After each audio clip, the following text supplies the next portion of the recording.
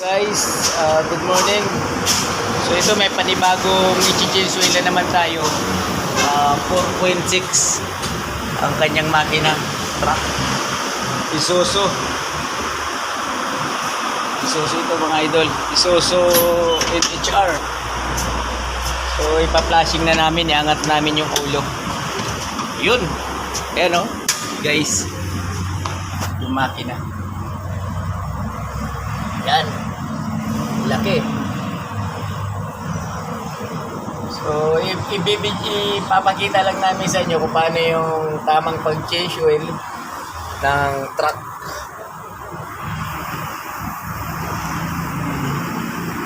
Ang oil filter pala nito 526. Ayan o. Ano to delivery to mga idol ng ano ng mga hotdog, ham. Ayan o. CDO. Ayan. Ayan o. Ayos. Ito, kukuha na tayo pang flashing. Ha? Ito sa nakasampa sa gilid. O sa ano? Okay lang yan. Kasi na yan. So yun guys, magpa-flashing lang tayo. Dalawang flashing ang kailangan natin dito kasi ano to 9 liters. So yung 9 liters, 4 liters kasi isang flashing katumbas, kaya 9. So dadalawahin natin para talagang malaknaw na siya. So ito, lalagyan na natin flashing. Yan guys, lalagyan na namin ng flashing oil. 2 piraso.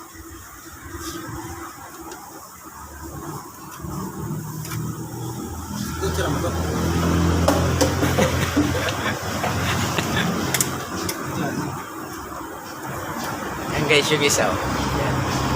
Pangalawa. Yan. Dapat 2 flashing pag 9 liters na lang is yung konsumo ng makina. Yun no? Hinahagis lang Okay. So, paanda rin natin ng 3 to 5 minutes. Okay, start. Naka-neutral ba? Nakakambyo yan.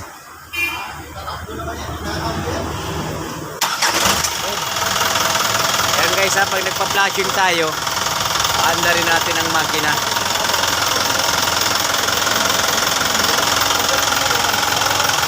Ayan, ang laki para yun lang is malabnaw na siya para pag din-rain. So tanggal pati yung mga latak-latak.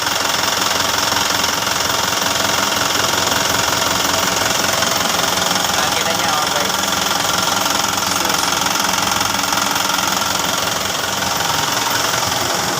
Ito yung makina 4.6 diesel ay 4 HQ1. Ayan guys.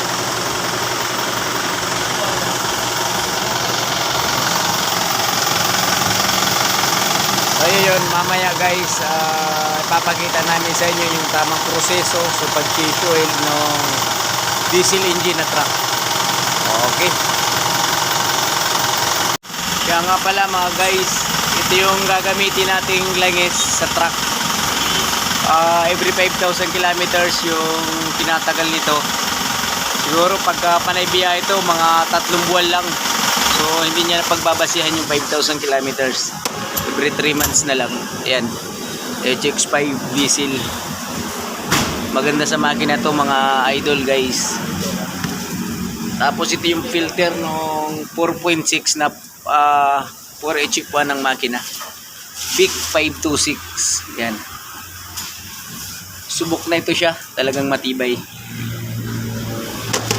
Yan, ito po yung langis niya, guys. Yan, wala tayong galon na available kaya litro lang yung lahat na gagamitin natin. So yan guys, dito lang kami sa Centennial Road, Kawit, Shell Service Station. So yun guys, i-drain na natin, papakita natin yung drain plug. So yan, i-drain na natin. Yan yung drain plug niya. So yun yung kasama ko. Siya yung si body store. Siya kasi yung ano sa mga tracking. So dati may hawak to ng mga tracking eh. Pagdating sa truck, mga change oil. Ayan yung langis guys, oh. Ang itim. Sana mahulog yung cellphone.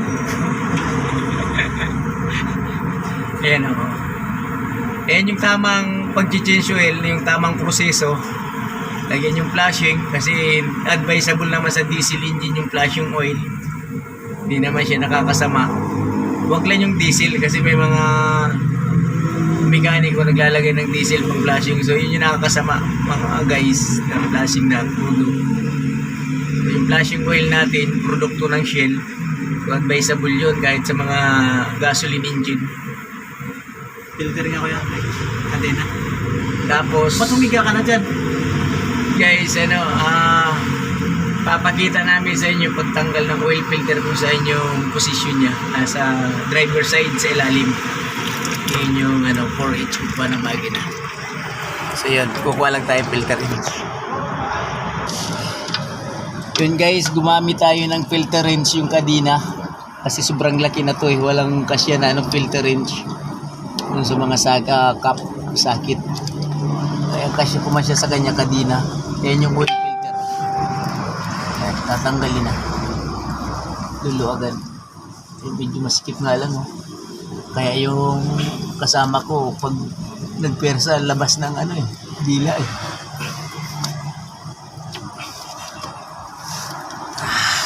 Yun, plus na rin. Ito lang, gamit lang tayo ng filter wrench na chain. Yun. Oh, grabe oh. Punong-puno. Yan. Yan, ingat-ingat lang tayo pag nagluwag tayo niyan kasi yung langis galing sa biyahe, mainit. Nakakapasok sa kamay, sa balat. Ito yung transmission niya, guys, ang laki.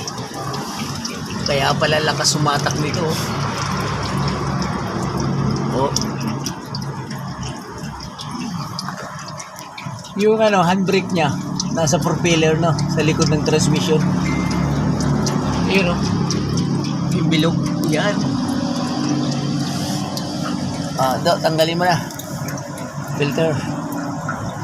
May basahan ka bang medyo luma doon? Kunin ko. Yan guys, tatanggalin na namin yung oil filter.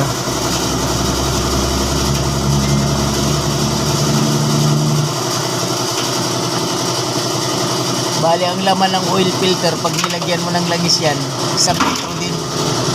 Yun, dumi oh. Yun na. Guys, sa loob ng langgana oh.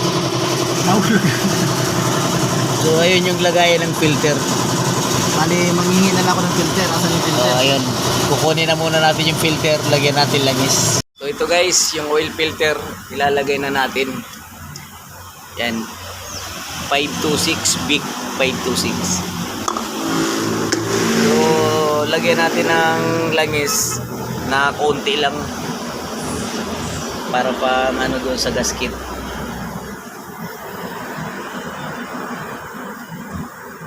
Yan.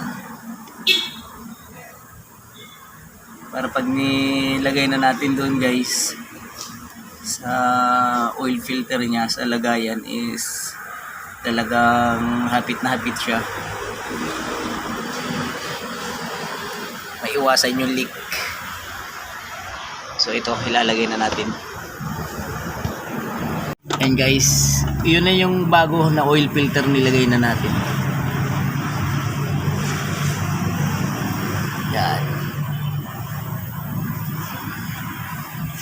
Ayan, iigpitan pa rin natin ng kadina para maiwasan yung leak. Pero wag naman tudong-tudo kasi baka mapipi.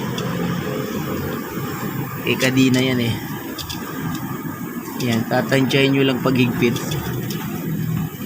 Alam nyo na medyo matigas na yung ikot nya. Sakto na yan. Yun. Okay.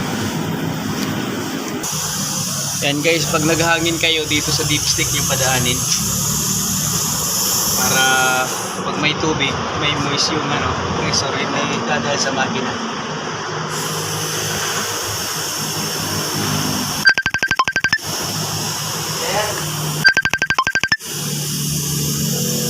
Alam ka lang yung bird ng panali. Kasi pag ko nahangin ang makina, dadampasan. Balik po mga bako. Baka wala tayong table tayo dyan, pre. Ayun guys, okay na. So ibabalik na natin ang tape lang. Few moments later. Yan guys, sinasalina na namin ang langis. Yan. Bali, 9 liters siya lahat. Ubus ba yan? Oo. Ayan o. Yan.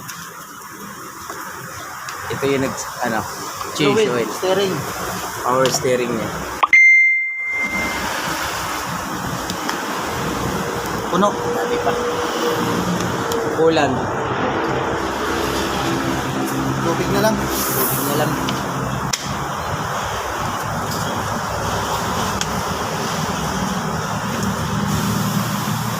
Guys, yung mga belt okay pa naman bago pa.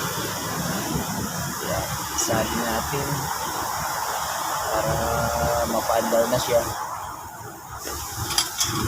Yun, tapos na. Ito guys, pa-andarin na lang natin to.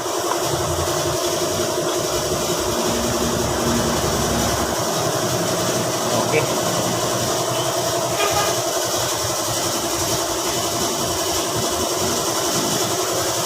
Minsan, jackhammer daw. Kailangan jackhammer. Ito, wasak yun. Mag-jackhammer. Pa-andarin muna kayo.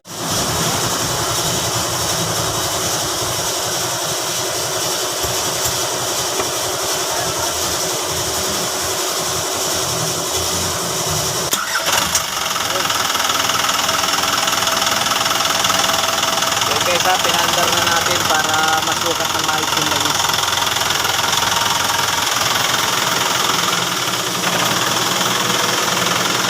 Ayun yung patayan eh.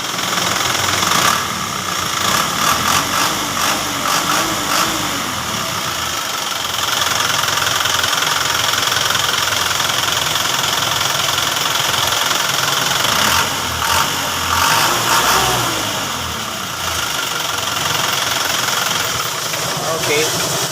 I-check na natin yung langis. Linaw. Hindi mo makita aros, no? Yun, no? Wow! Sakto na. Yun, sakto. 9 liters. Okay. Sir, manila na. Ayos. So yun guys, tapos na natin na change oil, malinaw na langis. Ayun.